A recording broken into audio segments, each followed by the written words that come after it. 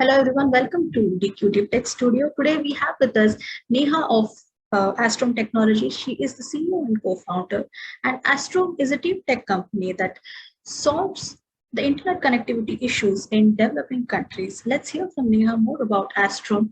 Neha, welcome to the Deep Tech Studio episode. Thank you so much, Vaishnavi. Glad to be here. Sure. Neha, tell us a bit about Astrom Technologies. Yes, absolutely. So Astrom is a 5-year-old startup now, and it's a deep tech startup building millimeter wave communication technology. And our vision is very simple. We would like to see high bandwidth connectivity delivered, everywhere. And by everywhere, I mean in rural areas, in urban, suburban areas, and also over the ocean, and in the sky.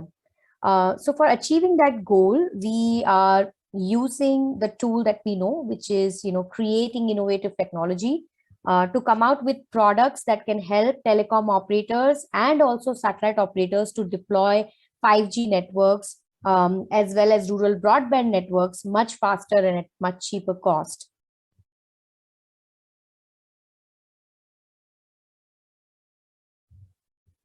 Sure. Neha, I remember you mentioned that one of the aim or one of the ambitions of Astrom is to accelerate 5G deployment in rural areas and solve the connectivity and accessibility issues that are present in semi-urban and rural areas. Now, how do you go about that?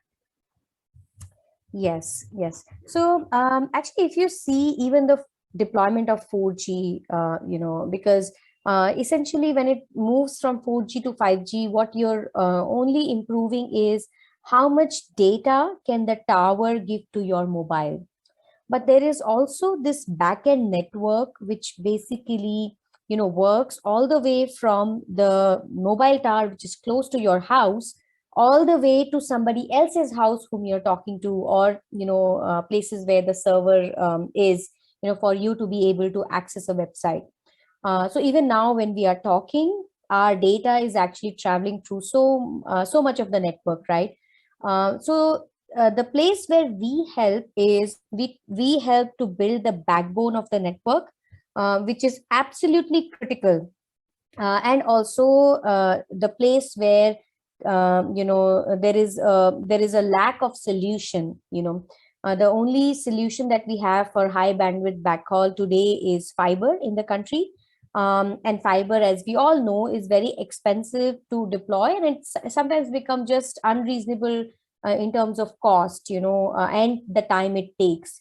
So our idea is to basically, complement fiber with wireless technologies, which can basically do the same job as fiber, but can be deployed quicker, and they can also be much cheaper than fiber. So essentially what we do as a company is we help telecom operators distribute the capacity that is created by fiber in concentrated areas to all the areas where the population density is not high, and where it doesn't make sense to deploy fiber. Now that's one part of the problem, but let me also talk about how 5G is going to change even the urban environment. So if you look at the urban and suburban environment, like today, if you see 5 towers around your house, tomorrow you will see 25 towers around your house. So the number of towers are going up by a large margin. Now, to be able to connect all of these towers with the backbone network is sort of, the challenge that all the telecom operators, and everybody in the world who's deploying 5G faces. So what our product does is that it can basically take the capacity of the fiber wherever fiber is present, and it can help distribute the capacity and connect the towers, the growing number of towers, wirelessly. So that's kind of what we do, Vaishnavi.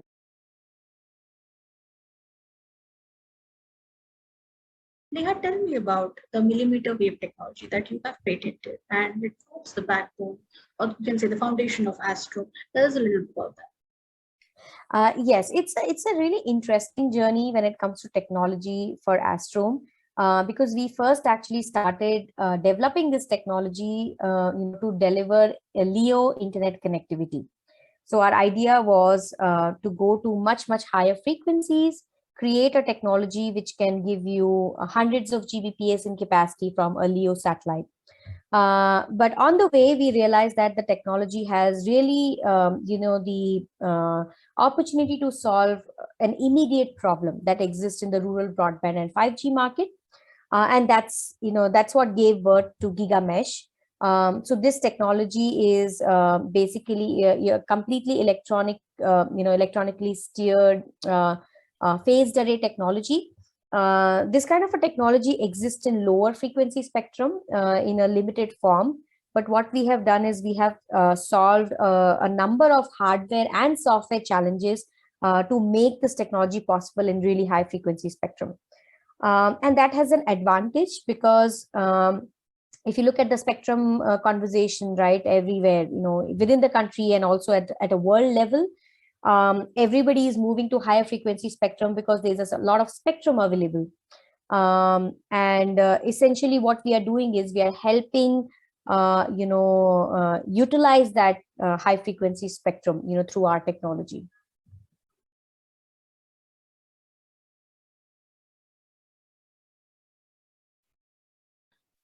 You spoke about GigaMesh, GigaMesh and GigaStat. Both of your products have a market value of $34 billion, right? What are the factors driving this market? Yes, really great question. So out of that 34 billion, about 24 billion is attributed to GigaMesh. And the factors that drive the growth for that are essentially the world's focus on creating rural broadband infrastructure.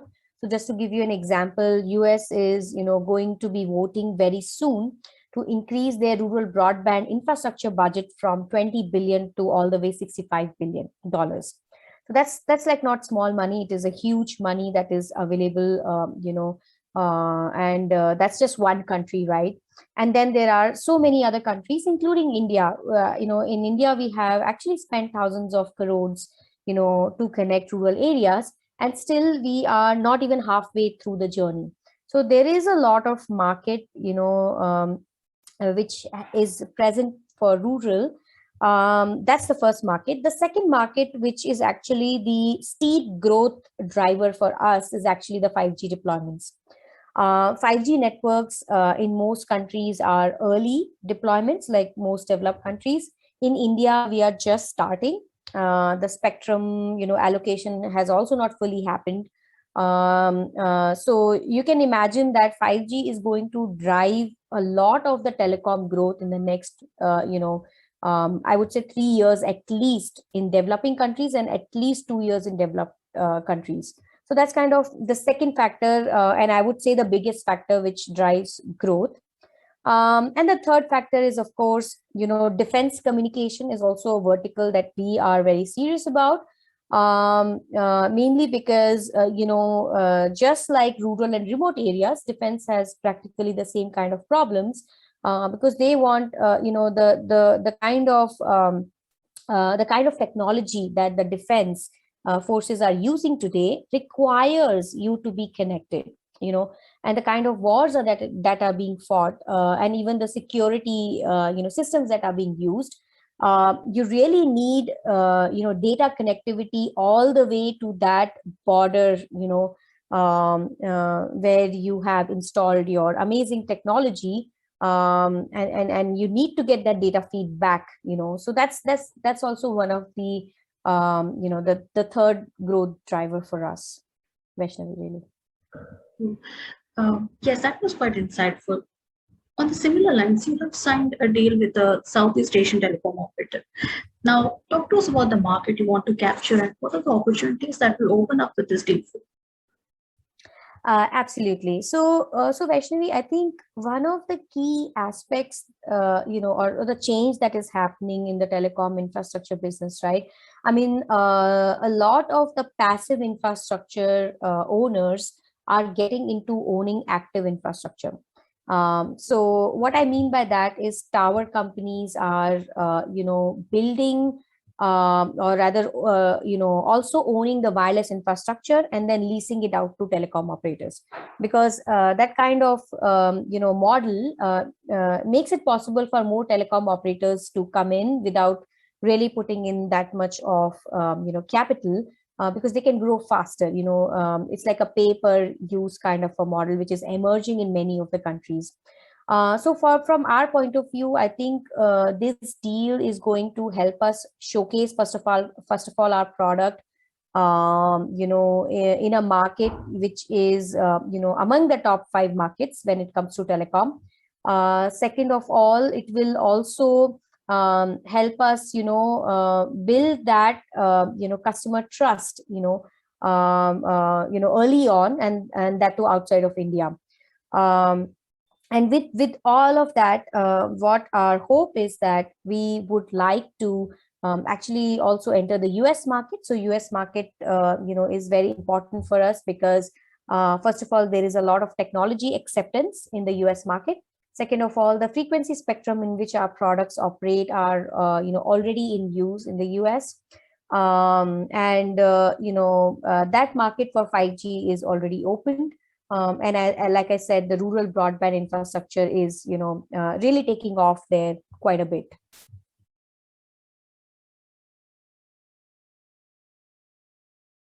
Neha, also the space that you operate in, you either collaborate with the giants or you compete with them. What is the bracket that you fall into, and what's your competitive advantage? Yes.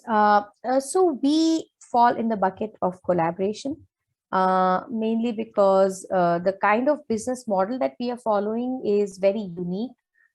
We don't want to be the gear manufacturer who actually supplies the equipment to the telecom operator at volume.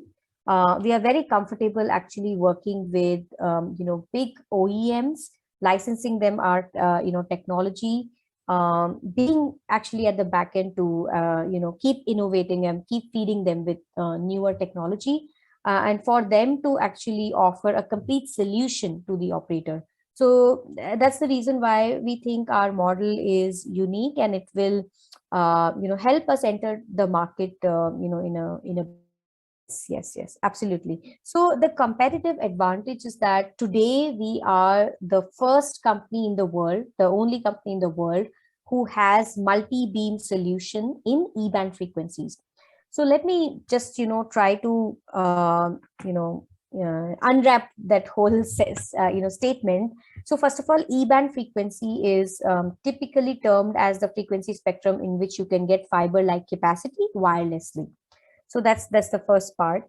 The second part is that today all of the products that are available in the market can do only point-to-point communication, which means that if you have a fiber connected tower, one tower, you can, and if you deploy an E-band radio from some other company, you can actually connect that tower only to one other tower, in the vicinity. What that does is that if you are sort of trying to distribute the capacity of the tower and try to connect 5 other towers in your surrounding, you actually have to spend you have to buy 10 of those equipments, 5 at the center and 1 at each of those locations. But with our technology, what we do is with just one radio at the center, we can actually distribute the capacity. And that's just the first advantage. That is basically the advantage which gives you capex cost reduction. But what I'm going to say next is actually even more important. And the next feature, which is really important, is actually the complete software manageability of the product. So we have actually intelligence sitting into the product, which makes it possible for this product to assess the link, assess the link situation, and basically do dynamic change of parameters online. The second thing it can do is when you are installing the product for the first time, it makes it extremely easy to deploy, because all of the link alignment, which you need to do between 2 points, is all done electronically and in an automated fashion. So there is no you don't need to spend hours, trying to align to radios. All of that happen completely in software, completely in an automated fashion.